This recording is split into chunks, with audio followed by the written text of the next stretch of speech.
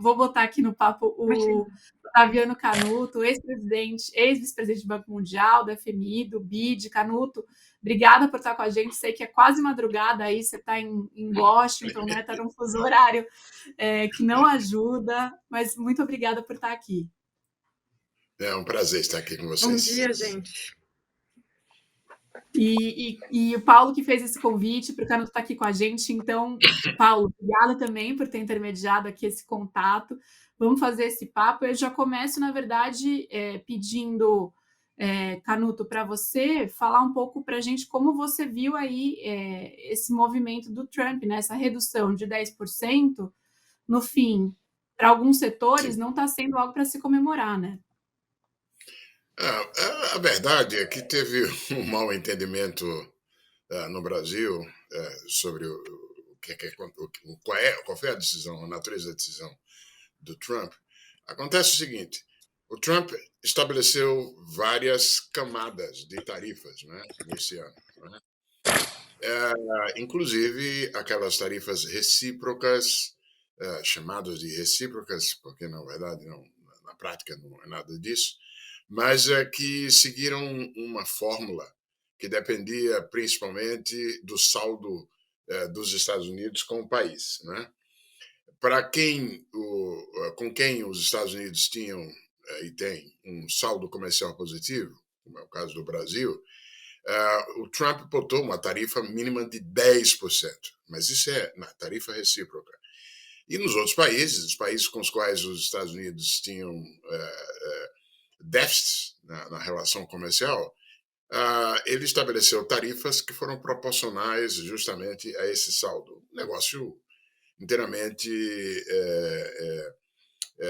protecionista, mercantilista, etc. e tal. Pois bem, em cima dessas tarifas, ele estabeleceu adicionais, tarifas punitivas, como foi o caso daquelas contidas na carta ao presidente Lula, né, que enfiou lá os 40% adicionais.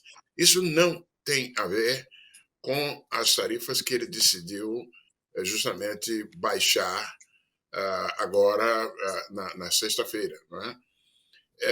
É claro que se tinha em vários produtos, e muitos produtos, 50% para o Brasil, passam de 50% para 40%, mas também passam de 10% para 0% nos casos dos países com os quais não havia nenhuma coisa punitiva, como a carta do Trump. Né? Em termos relativos, a verdade, quer dizer, o Brasil não tem vantagem. O conteúdo da carta e os 40% punitivos associados ele usou como referência o processo do Bolsonaro, etc. e tal, e o comportamento de juiz da Corte Suprema. Esse é o objeto dessa negociação à parte, que começou, digamos assim, foi sinalizada durante a Assembleia Geral da ONU, quando houve aquela expressão do Trump de mudança na postura, e depois na reunião entre o Lula e o Trump lá na Malásia, né, com o detalhe de que é um processo de negociação não terminado. A semana passada, o ministro Mauro Vieira esteve aqui em Washington e aparentemente, pelo que se viu, tem algo aí colocado como base para a negociação pelos Estados Unidos e foi dito pelo ministro Mauro Vieira que uma resposta viria essa semana pelo Brasil. Acho provável que haja uma suspensão. Esse acordo não vai ser fechado essa semana, imediatamente. Mas a julgar pelo tipo de postura do Trump em situações anteriores, ele deve acabar suspendendo esses 40%, tá certo? Suspendendo por algum período, até que se conclua a negociação. Estou tão curioso quanto vocês, quanto é que vai estar contido nessa agenda. Pode ser que haja alguma coisa envolvendo algum anúncio preferencial de acesso a terras raras, a minerais críticos, algum anúncio de trabalho conjunto, financiamentos cofinanciamento com o BNDES e o simulacro de BNDES que existe aqui nos Estados Unidos, que foi criado no primeiro Trump. Deve ter alguma coisa, quero crer, com tarifas sobre o etanol americano e assim por diante. Vamos ver o que é que vai estar contido nisso aí. Mas é provável que haja alguma conclusão dessa negociação até o ano que vem, mas pelo menos se já tiver a suspensão, já é uma coisa boa. Mas misturado no tudo Muito no Brasil. Obrigada. Desculpa. Tá, Paulo, muito obrigada por estar aqui, Canuto. Tá, eu só queria comentar uma coisa. Foi fundamental que o Trump que os republicanos tenham sido derrotados nas eleições regionais 2 semanas atrás, né? Porque isso deu o alerta de como as tarifas, particularmente nesses casos de alimentos e outros, estão batendo fundo no custo de vida das pessoas, dos americanos, né? O que é sentido pelos mais pobres. Tem esse paradoxo na economia americana, não é bem paradoxo, mas ela vem operando esse ano como uma espécie de K, lembra da letra K? Para a parte de cima da população está indo tudo bem com a valorização das ações, com a parte de cima da pirâmide ficando mais rica, pelo menos enquanto os preços das ações estão explodindo com a inteligência artificial, e para a malta de baixo, o que está valendo mesmo é o aumento do custo de vida. Então, ele meio que se arrependeu dessas tarifas, pelo menos nesse caso desses produtos. Isso é importante porque a conexão entre custo de vida e o impacto das tarifas. Com certeza, me desculpa te cortar, Canuto, mas eu queria fazer um gancho. Obrigado por estar aqui com a gente, por entrar tão de manhã nos Estados Unidos. Paulo, é muito bom ter você aqui, trazendo o Canuto, e podemos fazer essa conversa os 4 juntos. Eu queria fazer uma pergunta dividindo os dois, usando a expertise dos dois para explicar para a gente um pouco desse imbróglio envolvendo as tarifas. Do Canuto, eu queria ouvir um pouquinho a questão de como é que isso, a gente está falando, né, sobre os preços e quanto esse resultado na eleição mostra que parece que afetou o bolso do americano, e se esses 10% eles já vão reverter.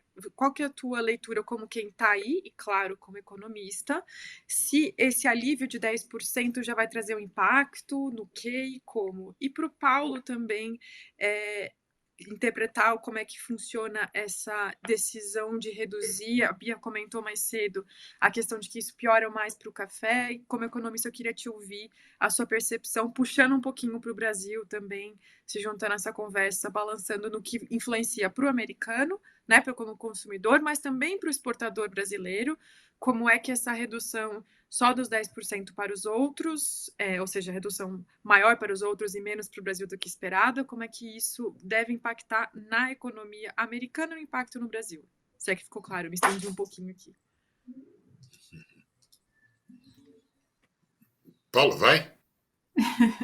Acho que é melhor o senhor conversa, professor. Eu não vou falar. Tá bom, tá certo, tá legal. Boas perguntas. Olha, a rigor, a verdade é que o efeito, o impacto em termos de preços domésticos das tarifas estabelecidas pelo Trump, elas estão começando a ser mais sentidas agora, né?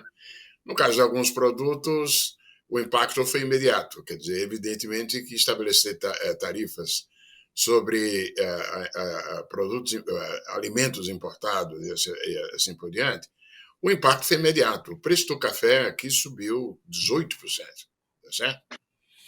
O preço da carne subiu dramaticamente. Isso não aparece muito nos índices gerais de inflação, porque, a rigor, as tarifas foram estabelecidas pelo Trump sobre bens, né? Particularmente bens industriais e também da agricultura, né? Enquanto que, hoje em dia, na cesta de consumo média do americano, o peso dos produtos manufaturados e dos produtos agrícolas já não é mais tão grande quanto já foi no passado. Então, e ainda por cima, no componente de serviços, houve até queda de preço nesses meses de 2025. Então, na média, o índice de preços ao consumidor americano não subiram tanto quanto o que se imaginava que seria o caso com as tarifas que o Trump colocou. Mas a inflação está ali, digamos, nesse momento, bem em torno de 3%, e com tendência a subir um pouco. Ou seja, é uma inflação que não é tão alta quanto a que ocorreu lá na época do Biden, depois dos choques que ocorreram depois da pandemia, etc. e tal, mas ainda é uma inflação resistente à queda. É um aumento de 3% nesse índice do geral de preço ao consumidor, mas com alguns itens, evidentemente, como eu me referi, com o preço subindo muito mais que isso, né? Isso bate, qualquer economista teria dito isso para o Trump, mas é que, inclusive, na época do lançamento das tarifas recíprocas, em 2 de abril, o Trump se referiu a isso como problemas temporários, como dificuldades temporárias, etc. e tal, mas que no longo prazo os americanos se beneficiariam com o aumento da produção doméstica e assim por diante.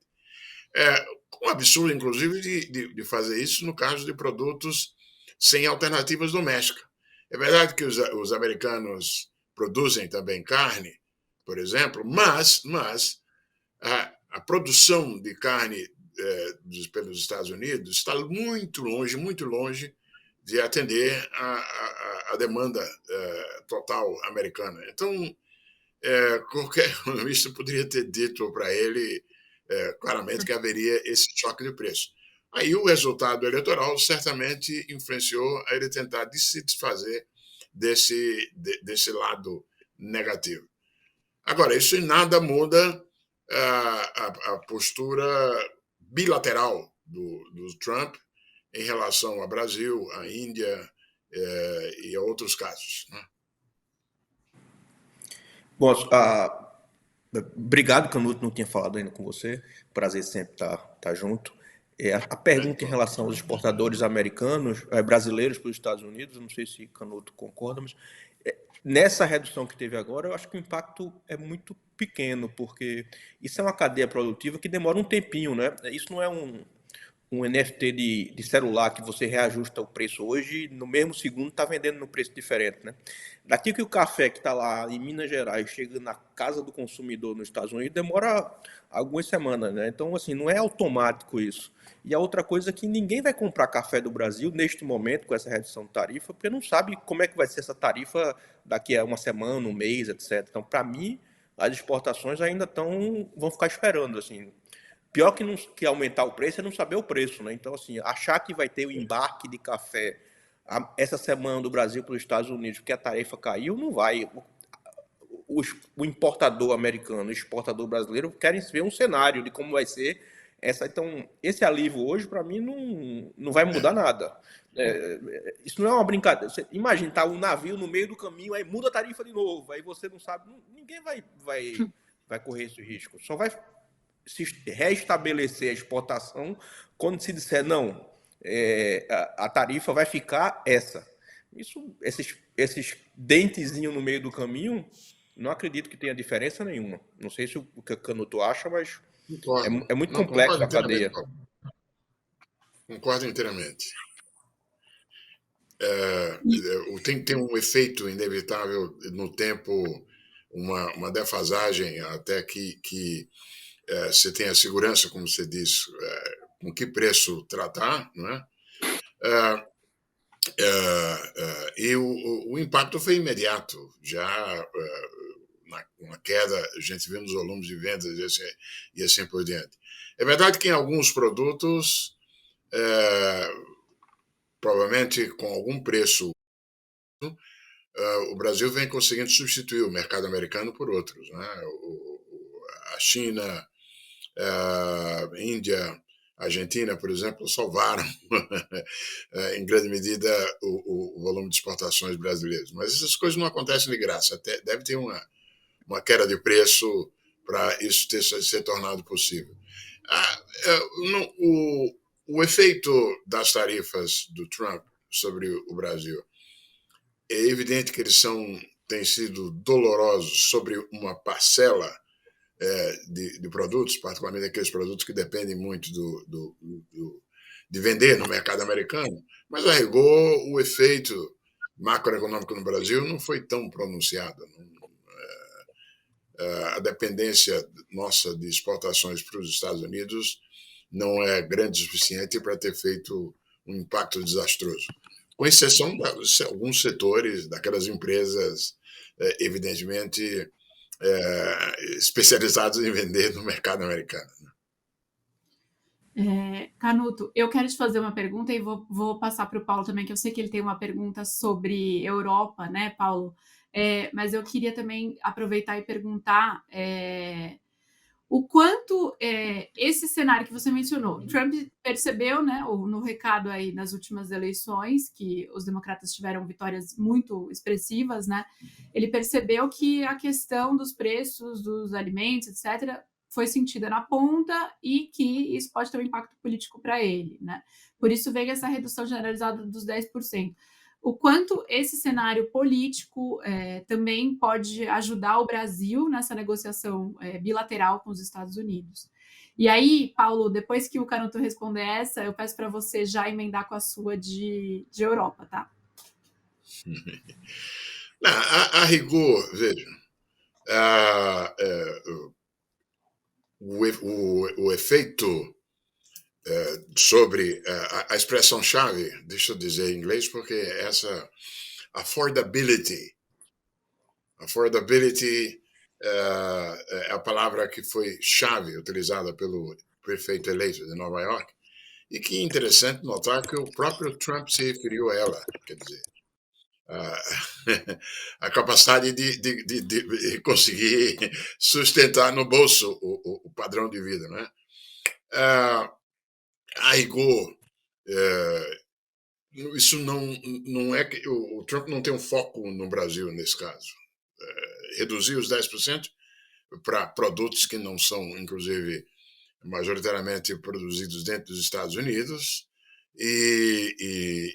mas isso não pode ser misturado com os 40%. Não pode, são coisas diferentes, não tem os 40% adicionais da carta, esses dizem respeito agora o Trump transformou isso numa coisa transacional. Vamos ver o que é que o Rubio deve ter dito ao Mauro Vieira essa semana, né? Vamos ver o que é que vai aparecer na manifestação pelo governo brasileiro. Mas, a rigor, isso está separado da questão da affordability do conjunto da cesta. Bom, eu estava hoje de manhã, estou me beneficiando porque eu estou na frente do fuso aqui, né? Então já são 12h15 aqui. Eu fui antes do programa para a abertura de um Euro-América Fórum, que é um fórum de Portugal com as Américas, foco nos Estados Unidos, né? E aí estava lá o Durão Barroso, o presidente da Comunidade Europeia, que fez a abertura, e o ministro do Negócio Estrangeiro de Portugal, que trata das relações bilaterais. E aí o tema foi muito acordo no Mercosul e tarifa com os Estados Unidos, né? O sentimento que eu pude perceber das palestras, dessa abertura e das conversas paralelas é que, assim, o acordo Europa-Estados Unidos foi muito ruim, porque a Europa se apressou em fazer, e um sentimento de, será que que vamos renegociar também, porque nesse governo Trump tudo é transitório, né? É efêmero. O negócio vale um mês, depois não vale outro. O primeiro ponto, será que tem abertura, você acha, para renegociar o acordo da Europa? E o segundo o acordo Mercosul-Europa, ele basicamente pode, aí é uma opinião de economista, pode nos substituir um pouco essa perda que a gente está tendo de relação comercial com os Estados Unidos, ou são mercados muito diferentes? Tá. Você falando isso, Paulo, e eu me lembro agora também que, por seu lado, o representante comercial aqui dos Estados Unidos ontem reclamou da lentidão de implementação do acordo pela Europa.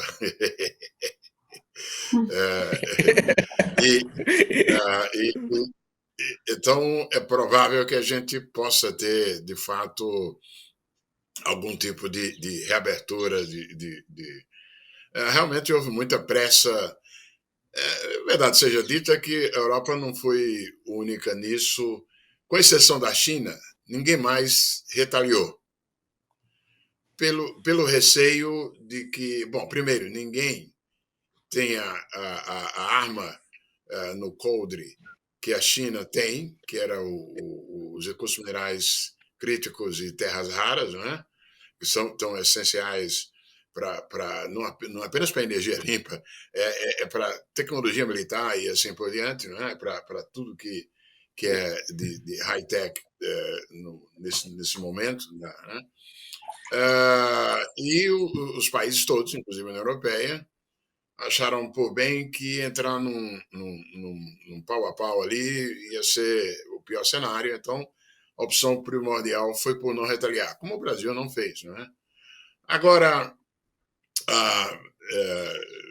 realmente, a negociação do Trump com a Madame Delaine foi... A Europa dá tudo e aceita tarifas mais altas do que eram, etc. Então, realmente foi um acordo difícil de ser explicado como benéfico, assim como foi o caso também no Reino Unido. Né? Mas, nesse sentido, não é por acaso que os mercados financeiros foi um articulista do Financial Times que criou a expressão taco, que pegou moda no Brasil também, né? Trump always chickens out. Quer dizer, no frigir dos ovos, o Trump, na hora, se amedronta e volta para trás. Né? E, com efeito, ele mostrou isso em várias ocasiões, de vez em quando, justamente para dizer que não é taco, aí segura a tarifa lá embaixo, lá em cima, como tem feito no caso do Brasil e assim por diante. Mas o fato é que nesse vai e vem, realmente ele pode fazer de tudo. O cara é completamente sem referência. Né? No geral, o dano sobre a confiança nos Estados Unidos e em acordos assim por diante foi feito. Né? Isso mesmo depois do Trump, isso mudou. Não pode ser reconstruído da noite para o dia, etc. E tal, mas houve um dano na confiança. Você não pode.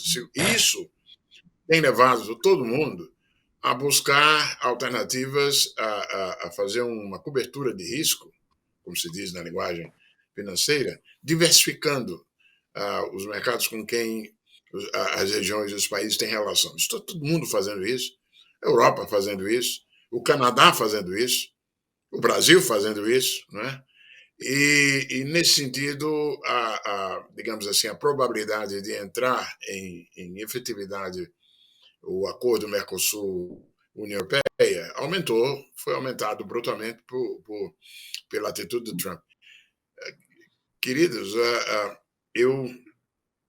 quando eu estive no governo, 22 anos atrás,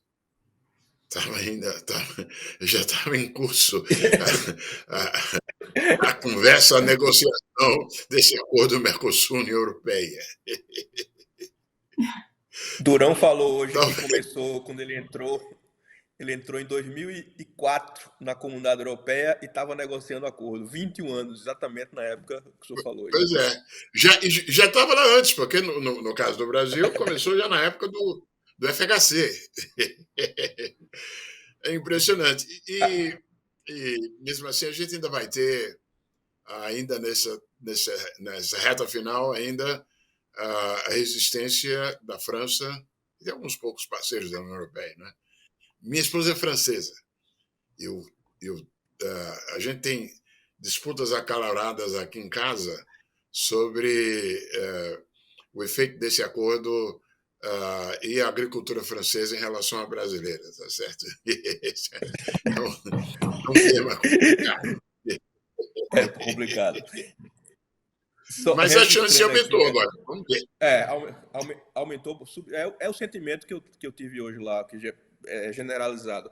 E aí, só para registrar, né, Beatriz, o que o professor falou, o Canuto, a gente tratou como talvez foi uma estratégia da Europa, a gente tratou aqui no Matinal e no Lisboa Connection. A Europa pode ter corrido para aprovar o acordo do jeito que os Estados Unidos queria, porque não queria ter o risco de retirada dos Estados Unidos da OTAN, mas é aquela coisa, aprova aí, mas depois a gente é tão pesado que para implementar, isso entra numa lama que não sai mais no atoleiro, é aquela história. A gente aceita tudo, mas depois para botar aqui na aprovação, como a Europa, como disse Durão, não é os Estados Unidos da Europa, são 27 países, entra numa burocracia que então, a gente até aprovou, mas tem um comitê, um subcomitê, os países, aí não consegue sair do lugar, né? Então, talvez pode ter sido uma estratégia dessa. Acalma a fera do Trump, diz que a gente topa tudo, mas depois para botar para implementar, vira uma burocracia que ele não tem mais paciência, aí ele vai querer renegociar agora.